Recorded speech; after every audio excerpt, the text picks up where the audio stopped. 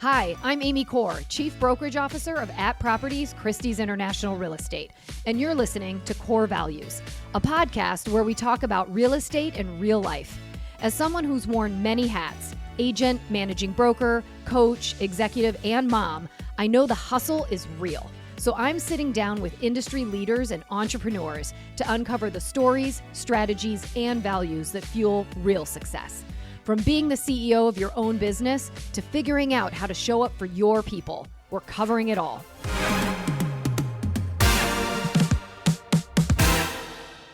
Today's guest has been recognized as one of the most influential leaders in real estate. He has a proven track record for helping brokerages reach new levels of success. And now he brings that expertise to the world's premier luxury real estate network. Gavin Swartzman is president of Christie's International Real Estate, where he oversees the brand's global expansion and strategy. In this episode, Gavin shares his take on the biggest opportunities for agents right now and the single most important quality in every relationship. He also talks about his roots, his rhythm, and the road that led him from South Africa to where he is today.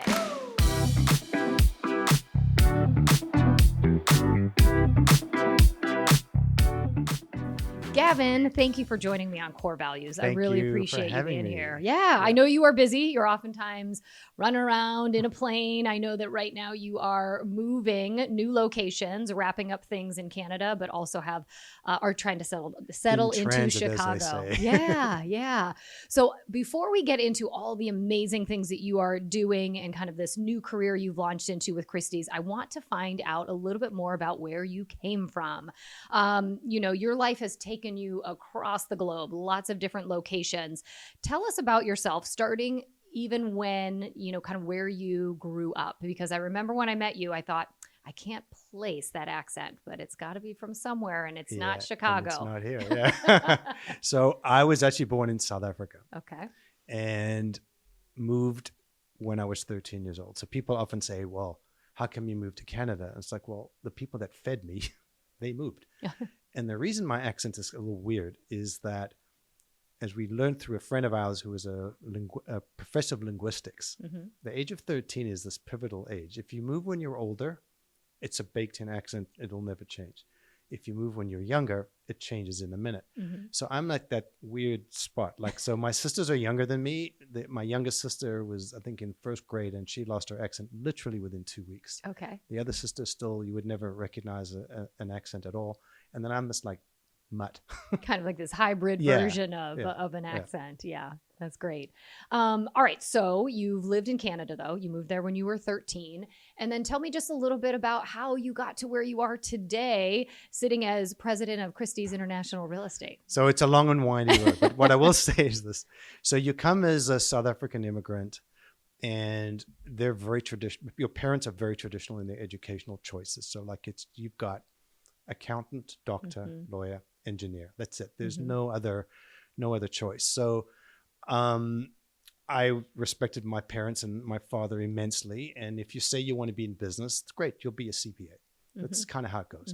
So I dutifully followed, and I did my CPA. I went to the top school that there was. I got my master's in finance and accounting.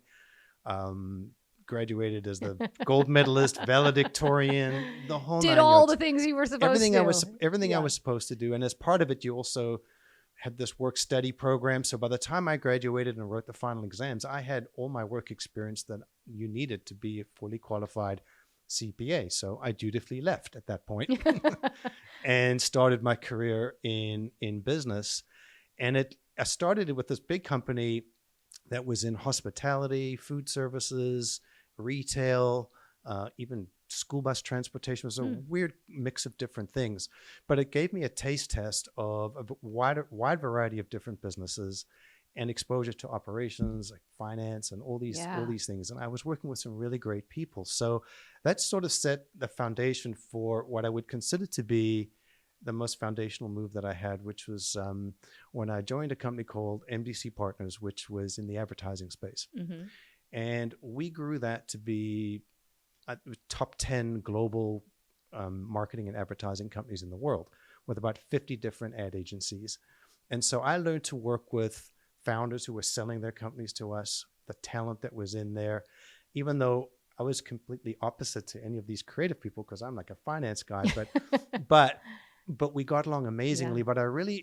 What I really understood through that is the power of human capital and how partnership works in harnessing that. And I think that became really applicable to the real estate space, because as I always say to people, if you look at the talent in our world, it's not a linear progression of sort of average, above average, and great. It's like exponential. And so we see it in our industry. I can promise you see it in the advertising space, the difference between someone who is a great creative and someone who is average is night and day. And then interspersed in that a wealth management business. So same thing, you learned about what does it take to manage people's portfolios and the responsibility that those people have.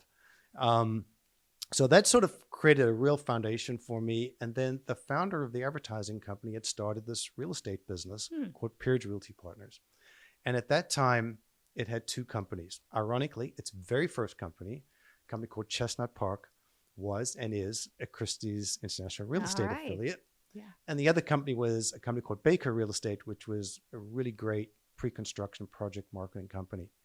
So I came in there to grow and create a strategy for how we're going to grow this company.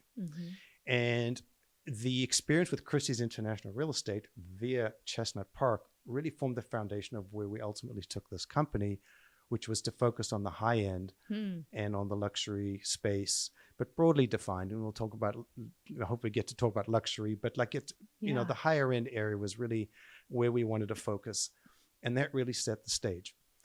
As it turns out, we grew the company to be top 10 in the US. Yeah. But what made it really unique is that a lot of our growth actually came through becoming a really large affiliate of Sotheby's International Realty.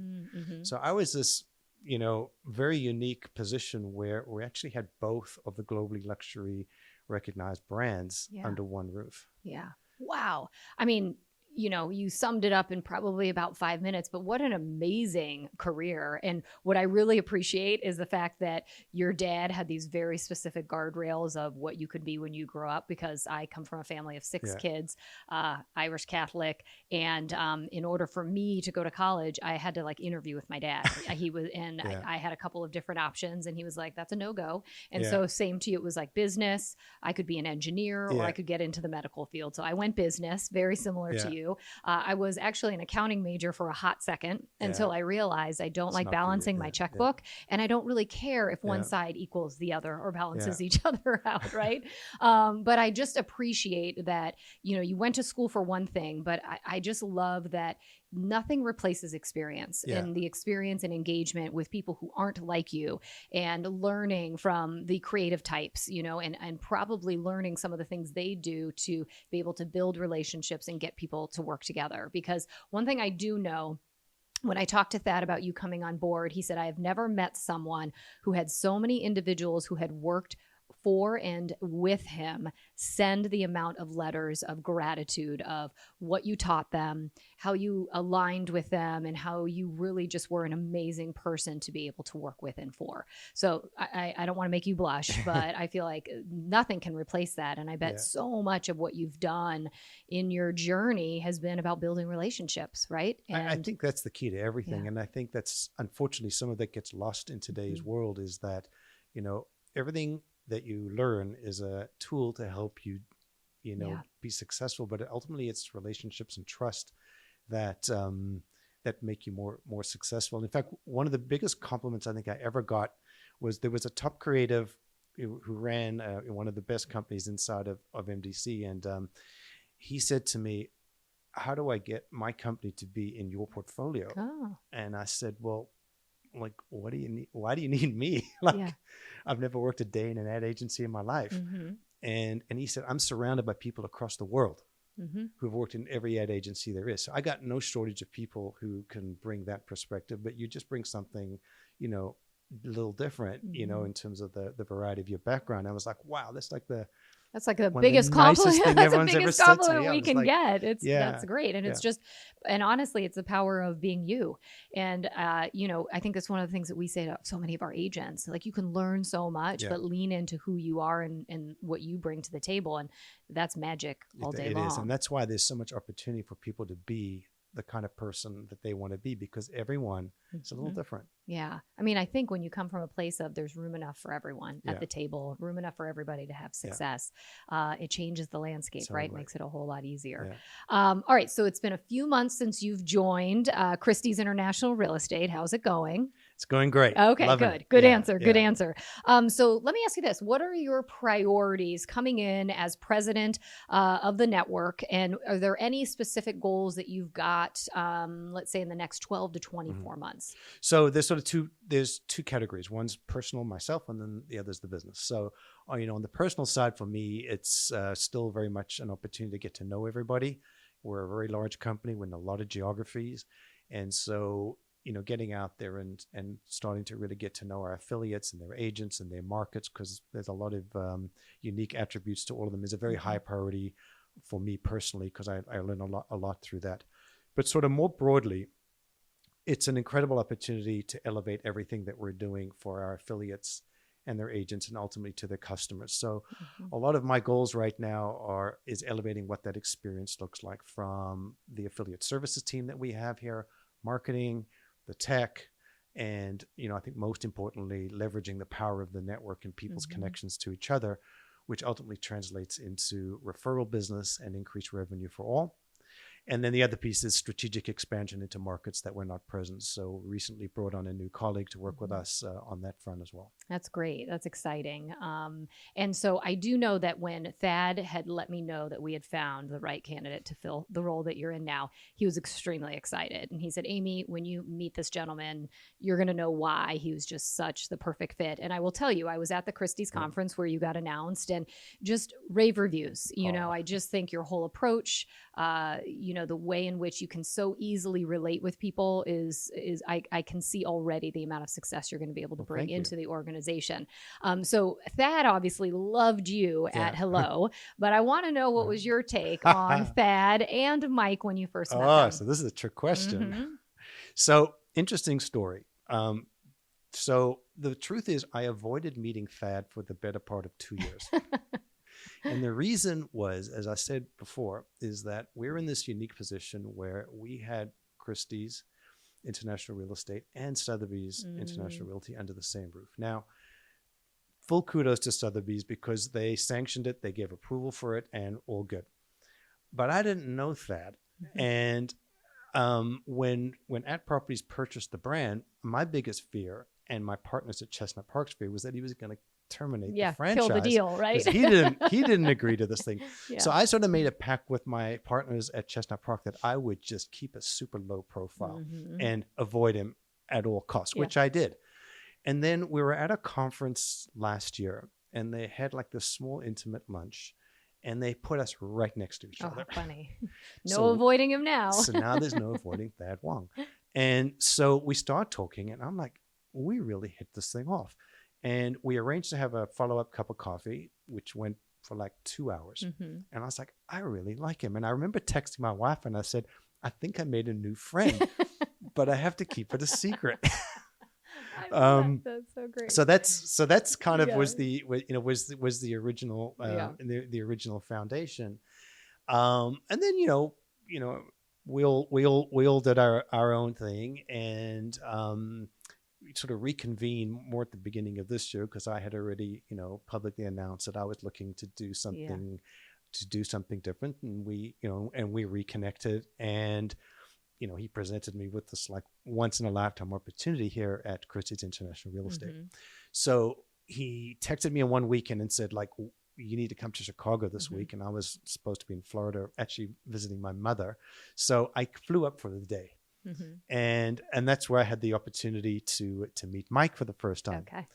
And what I really saw in that, having worked with founders and partners now for 25 years, is it's very rare to see a partnership, productively coexist for that length of time. And I really saw how this was such a powerful partnership between Mike and Thad. And I left and I just go, I just hope I didn't screw it up, after meeting Mike, and that I still have this opportunity. But that's how it all came together. Great. Yeah. It is interesting. They are quite this dynamic duo, and the way in which they can get along and have so many of the same thoughts, yet different thoughts, have different points of view. And they've really learned to work along each other's strengths too. Like Thad, so go all in 100%, and Mike kind of pulls back, but gives just enough that I think we always have forward and I think momentum. That's the thing, you know, when people talk about partnerships, it's very cliche to say you get sort of someone who's your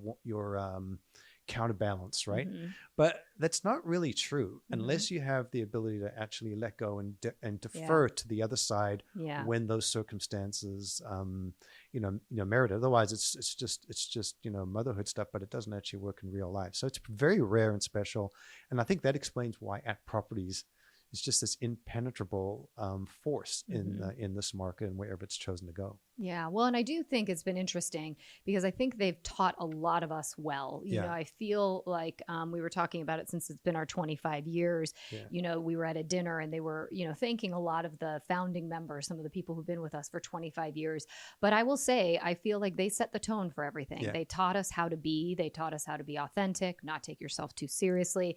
Serious when you need to, but like they always are still having fun, and that's contagious. And I think that has always been one of the qualities that they've brought into almost any any conversation or anything that they've been doing. And I was fortunate enough to be invited to that as a guest, and you could really see it. And I've told lots of people, I mean, I think the true test is the longevity of the people that have been around here for through thick and thin. It's great. Long time. I feel like they're like my big brothers by this point. All right. So talking about Mike and Thad, I think one of the things too about the two of them is just the amount of trust they have in one another, and how they've sort of, that has really been, I think, the foundation for their ability to grow and to scale. Not only did they trust their partnership together, but I've seen their ability to trust and empower the people that work with them. And I know that trust is always, we've had this conversation before. It's been kind of a big buzzword sort of for you, in that you say it's the ultimate form of capital. Can you talk about that a little bit more and tell me, what people out there should be hearing as it relates to why trust matters so much? Sure. I mean, if you speak to people that have worked with me over the years, they'll say he goes on and on like a broken record with these two words: trusted advisor, trusted advisor, trusted advisor. He never stops, because I really passionately believe that is at the core of everything that we do. So we can talk about technology, we can talk about, mortgage, title, all these things. But if people don't trust you to do business with you in the first place, they don't care about any of those other things. And I do believe what's unique about the home buying and selling experience is that the information itself is becoming more and more freely available. There's, AI is emerging right now to do a lot of that. So it's not a shortage of data. It's what to do with it, and then how to actually make the best decisions. And I think in those moments of truth, you need to have someone who you can truly trust to help guide you through that process. And I think as an industry, and I was on record on this because I spoke at a conference way back in 2022, and one of the questions they asked was, we all have the same basic questions, which is what keeps you up at night? What do you think is going to, be the biggest things that are going to rock the industry? This is 2022. I'm not saying I know a whole lot, but like I was the very last speaker. All very illustrious people spoke before me, and I said, what I see as the biggest issue facing this industry is a crisis of trust. I said, everyone's out, the DOJ, the press, and this is before the lawsuits got launched. And I said, if we've got one responsibility collectively, it's to address this issue. I wish, frankly, I'd done more with that in the moment, but I think we saw how that unfolded. Yeah. But this is a time of a reset for everybody. But I do believe it's at the core of every relationship that you could possibly have, and I think that's the thing. It's not just a client agent relationship, but as you say, Thad and Mike, and how you feel, and I'm sure how your own team feels working with you. It's contagious. Well, you just use that word "feel," and it makes me think of that Maya Angelou quote where it says, "People will forget what you said, people will forget what you did, but they will never forget the way you make them feel." Yeah, and I think that's where trust comes in, right? Because it's like when you're passing somebody's name on or saying, "Why should I work with them?" And the idea is that because they're going to do a great job, you can trust them. Yeah. Right. And that comes from this part in here, right? Yeah. Where it's just like, I just know, like they're going to take care of me. They're not going to do bad by me. And I agree with you that is something that not just in our industry, but in a lot of industries, where people are taking out the human element, where we are losing trust. So I do think it's a huge opportunity. Totally. And I'm deeply appreciative of the trust that Mike and Thad have put in me. They've been, so amazing to work with. They've deferred to me on virtually everything. And I take that, extremely, extremely seriously, because I think it's a two-way street, right? Yeah. Yeah. Incredible. All right. So there has been a lot of consolidation stuff going on in this industry. What's going to make a brand like Christie's really stand apart moving forward? So I think Christie's International Real Estate is really in an incredible position. So start with the fact that I think there's one point that's often underrated amongst us in the industry, because we're so focused on the companies that are in the industry. But if you think about brands that a consumer knows and it resonates with the consumer, that list gets a lot shorter. Yeah. And I would say that when you're talking about global luxury brands, we are very fortunate to have a brand that the consumer knows, recognizes, and has a level of expectation of quality. That's pretty priceless. So if you start with that, and then you couple it with the depth of resources that we have behind us through our parent company, that is extremely powerful. And I think the last piece, and the most important one, is it brings and attracts the most incredible people. And that's what really brings a brand to life. So having affiliate owners who are invested in the business as owners, who can bring a unique local culture that resonates with with their agents and consumers, but having the benefit of a brand that makes a consumer feel safe and has a high expectation of, that's a pretty powerful combination. Yeah, I love that. And, I think it has been interesting for our agents because we, were at properties for 20 years, right? Because I think we bought Christie's almost 5 years ago. And it took a while, but now I see so many of our agents really starting to see the benefit of, as you said, brand awareness, but it's also, for agents really trying to move into that luxury price point, right? And we oftentimes say luxury isn't just a price, it is a way of doing business or a level of service, right? Yeah. So tell me what you think are, some of the biggest opportunities for agents kind of leaning into that Christie's affiliation. So I think, the first one clearly is it takes away any inhibitions that you might have about stepping up to that higher price point. Like you will get a foot in the door because the consumer will give you a chance. So I think of it as as a door opener. We have an aesthetic and a look and collateral that I think really helps to elevate that. Whether it's the online resources, I think the magazine is incredible. Like I've seen a whole bunch of them, but across the industry, but I think ours and the customization options that you have, nobody else has that. So we have a lot of resources that I think can really help an agent elevate their business and step into however you define luxury. It doesn't hold you back from reaching your highest objectives. Yeah. And I'm starting to see more agents, especially for us, because At Properties has been such a strong brand locally. And at first I think it was, why do we need kind of this additional affiliation? But I'm starting to see that agents are really getting more of those phone calls, or I've had conversations with agents where they say a neighbor saw an At Properties Christie sign and they called me because they said, I want that same sign out in front of my house. And so it's the At brand, but it is really coupling with that Christie's brand. And it really kind of kicks this concept of national and international exposure, right? And that's the other piece I was going to add, is that if you think about taking a business beyond the immediate geography, where you operate, as your clients evolve, they get into second homes. There's all these other natural evolutions. If you're following the life cycle of your clients, that the affiliation gives you a natural ability to refer that kind of business and grow your own business. So I think it's and the network has been phenomenal. Yeah. I mean, there have been the amount of people that I've even met at the Christie's conference, but just the platforms and the resource and the access that you all are giving through, the monthly networking events, the virtual opportunities to sit in on meetings. I think for an agent out there, if they haven't really explored all that's there, they should take the time to do that, because, you can be an agent that's located in Chicago, right? But I see agents who are saying, are you looking for somebody in Florida? Are you looking for somebody in California? I've had agents who've referred people to Europe because of this network. So it's like, for an agent, that has just multiplied your opportunity and your reach. Totally. And one of the things you'll see us amp up and really step into are creating these affinity groups and really, connecting people who are at similar stages or at similar kind of properties. The list is quite endless. And once you get it going, it becomes a self-organizing group that really work amazingly together. So that's one of the areas I think I'd mentioned to you earlier, that my priority is to leverage the power of the connections in the network. We have a huge opportunity ahead of us there. And if I'm an agent that's part of the Christie's network, whether it's here at or an affiliate somewhere else who's listening in right now, and suddenly says, wow, I didn't realize I really should be leaning more into the resources that Christie's is offering me.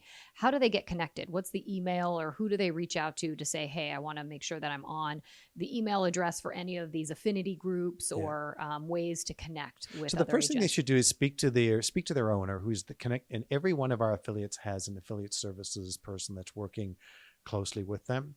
And I would start through that route, and then we can take it from there. Our community. The other one is read the emails and stuff we send, right? Like sometimes Gavin, the answer that can be really hard to do. Right there. Check it out. Because it's often, you just got to look for it, right? Yeah. Oh my gosh, that's so true. Read the email. But that's great. Those are some great tips for somebody to make sure they're getting connected with the right folks. So let's talk about a little reality that's happening in your life right now. I know you are in the process of selling your own home. I guess that's been probably a very fun and interesting experience, because I always say that every real estate agent should have to go through their own transaction like every 3 years to remember the pain, right? What have you learned from the experience that has informed you about the way you think the role of the broker, maybe even your network and your brand? Like, what are some of the ahas that you've had as being an actual seller through this process? So it's been quite the experience. But what I would say is that what it has done is, more than anything, is reinforced how I have always felt. And that is, I believe what we do for a living, when done right, is extremely valuable. And it's a very stressful situation that people go through when they go through these. And so when people, talk about, their views on the industry, I always say to them, you actually have never had a great agent work for you, because if you did, you wouldn't say that. So I was very fortunate. It's a hard choice, because I know a lot of really fantastic agents, but I worked with someone from Chestnut Park, Christie's International Real Estate, who I've known for a long time. Her name's Arlene Laswell. And she came in, and she, we have this home that we've we've got a lot invested in it emotionally, and my wife's an interior designer, so it's like, it's a beautiful home in a great neighborhood. And she just was really so sensitive to the emotions. And she also knew all along that if we weren't going to get a fair price, I wasn't going to sell. And I would just get a really, really small place here in Chicago. And that was really the balancing act, was that in order for us to make this feel good, I wanted to get a fair price where I could get a place that would be, kind of great for, my wife and family to be here in Chicago, but also keep a small presence in Toronto. So the task was, was high. But the advice that she gave, and I think the other part is just, everything got done, right? But I think the part that's really important from the agent side to understand is, it's also very hard work when you're the seller. It's no matter how much work they do, it is so much work. You still have to physically move out of your house, right? And so, but it's a partnership. And I think what it reinforces when you have a trusted relationship, That's ultimately what it's all about. But like I had a time where we moved a large piece of furniture, and the buyers were coming in the next day to do an inspection, and we realized that the trim behind it had not been painted. Oh yeah. So who was painting that trim at midnight? Quickly text her. She's got a handyman person to go. How quickly can your guy get there? Because the buyers are coming in tomorrow for one of their inspections. He was there within an hour. Oh, that's amazing. And it's that kind of... And it's that type of agent that has that person who they can say, you need to drop everything. Get there. I got some baseboards that need a little bit of work. Took him 15 minutes. But the benefit that he got is I was decluttering. And I had all these tools. Oh. Did you give him some of your tools? And I said, are you interested in any tools? And he took them all. Oh, well, especially when you're in the home stretch of moving out, it's like anything that's left. It's like, please just somebody take it. I don't even care if it's worth anything. Right. Yeah. Oh my gosh. Yeah. Well, I can appreciate that because we moved not so long ago, and it is stressful, and it doesn't matter how many times you've done it. Even if you help people or are in the industry, when it's you, it's still really, really hard. It's like, ask a doctor. They make the worst patients, right? Totally. All right. So I want to talk a little bit about the fact that I see you in the office. You're always dressed fabulously. You've got your great sport coats on. You do have some cool fashion tennies, but I wouldn't necessarily think that you would scream a rock star. However, you do have a little bit of a double life. A rumor has it that you are a bit of a mean drummer, and you've played in a few bands. So tell me a little bit about this double life, and how does it help you in being better at your job in real estate? So think about the options, CPA or... I know, right? I think it's a good thing I took my father's advice. It's actually, first of all, I think it's really important to have a creative outlet, whatever that is. And for some reason, as a little kid, we're on a vacation and I saw a band playing and I was just like absolutely besotted by the drums. It just like, so it became like super passionate about it. And I have often thought about how does it relate to, to being in business and especially in our business. So if I can be a little facetious, and then I'll get serious about it. One thing about the drums is you can hand a pair of sticks to anybody and they can whack those drums and it'll make a noise, usually pretty loud. Yeah. And the louder the noise, the less they actually know what they're doing. So that's actually kind of a little bit of a parallel when I think about some of what we hear in our own industry. But here's where I'd say it really does come to light. And that is if you listen to a skilled drummer, it's their ability to control volume. It's the offbeats. It's the subtle things that they do that make it sound really magical and sort of take a beat and turn it into a groove. Wow. And when I think about what an agent does, like we just talked about a few minutes ago, it's the behind the scenes stuff. Like she didn't go to the Yellow Pages or Google to quickly find a painter, like that was already networked in something that she had worked really hard to do. So I think it's those things. And of course, like anything else, if you practice really hard, you make it look easy. And but that's anything but the case. When you amplify that to playing in a band, then you really get to see what it's like to be, I think in business in general, but especially in ours, in that it's all teamwork. Everybody's got to be in sync. Everybody's got a role to play. You need to communicate. Yeah. And in the drums especially, you're not usually center stage. Yep. But you're a critical part, but it's been said, there's no such thing as a great band that doesn't have a great drummer, even though they're not center stage. And I can tell you when you're in a recording studio, the first track that gets laid down is the drums because everything has to build off of that, rotate around that, and it picks up the slightest mistake you make. Like it's crazy. Wow. Yeah. But when you're live, you don't get a chance to do a retake. You've got to be flexible and work within the moment. So I think, there's so many parallels to what happens in real life. Yeah, but I love it because I think the biggest thing is it's like not about your ego, right? Yeah. It's about kind of having a team and knowing your part. And and I also was thinking of the word finesse, right? Like when you're really good at something, it's just you're finessing it versus trying to force something. Exactly. And then when something goes wrong, you just keep on going. Grooving and moving, right? Yeah. I'm curious before we get into this next round, who Any like favorite drummers or anybody that like you really admire, knowing that that's what you love to do? You have to be patriotic and say Neil Peart from Rush. Okay. But besides him, Carter Beauford, who plays for Dave Matthews Band, is incredible. Yeah. And and I also love Stuart Copeland from The Police. And if you listen to both those guys, it's just my personal taste. Very sophisticated, subtle, tight, but it's not just all about speed. There's like real touch. Yeah. I love that. I just love that. I did not know that until we were going to sit down to meet that you played the drums. So can't wait to be able to hear you live at some point. Holiday party or something. It's I wouldn't wait that long. It's not. I've been out of practice so much. I've been traveling so much. Oh my gosh. Yeah. All right. So I have a fun side of my interview that I like to do with everybody, and this is your rapid fire. Ready for it? We're calling it the side gig. Okay. All right. So these are fun, fast questions. Don't overthink it, but just dying to know what your answer is. First, what do you miss most about living in South Africa? Cape Town and being in safari. Oh, being in safari. I've never done that. It's on my list. Can't replicate it. It's not available anywhere else. Yeah. Wow. What's one app on your phone that you can't live without? So it's historically been the Air Canada app. No. Hopefully not for long. But now I'm really making it the ChatGPT app and testing it and making it do stuff for me that I didn't realize. Isn't it great though? I mean, some of the things are pretty awesome, and I get more and more excited to try and use it. Yeah. To shortcut whatever I can, right? What's one piece of advice you'd give your 25-year-old self?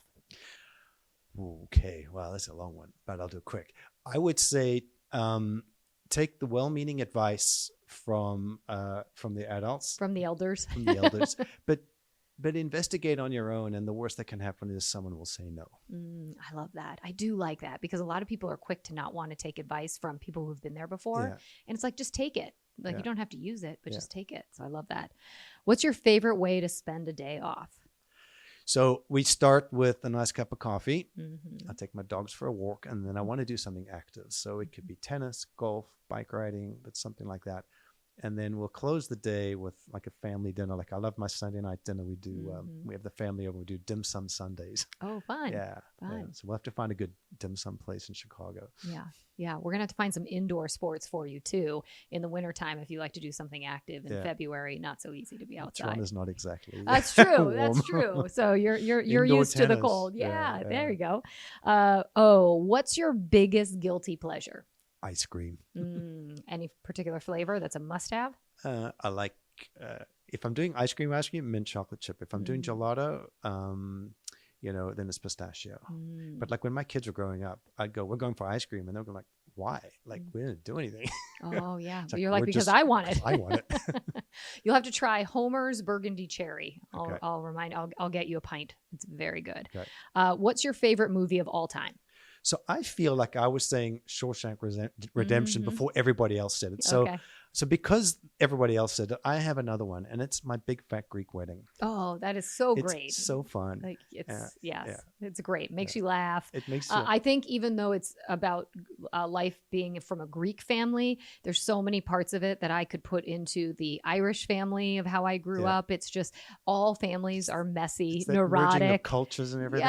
Yes. Because there's that classic line, and it reminds me sort of my dad and the CPA thing. There's that classic line where she's inviting her fiance over for her first meal, and she says to her mother, "Listen, he's a vegetarian," and she says, "It's okay, he'll have lamb." And I always think of my dad. I go like, "I'm going to go into business." That's good. You'll be a CPA. Totally. Yes, they know exactly what's best for you. Yeah. All right. Last question. What's one thing people might be surprised to learn about you? Obviously, we already know you're a drummer. So what else you got for me, Gavin? I'm very sentimental. Very sentimental. Yeah. I cry at weddings. Cry at weddings. And it turns out, as I was going through stuff at my house, I have literally kept every single card every single human has ever written to me. That is amazing. And I just couldn't bring myself to throw them away. So I have cards from my dogs. I have all these things. And so... so I have to ask, is your wife the same way, or is she like the opposite?